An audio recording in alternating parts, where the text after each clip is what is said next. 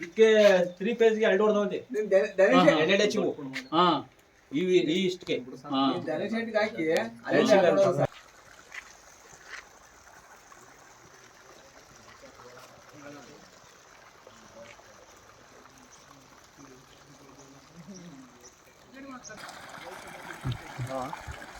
So ನಾವು solar ಹಾಕ್ಬೇಕು ಅಂತೇಳಿ ಕರೆಂಟಿಗೆ ಸಪ್ಲೈ ಇಲ್ದಲ್ಲೇ ಸೋಲಾರ್ಗೆ ಹೋಯ್ತು.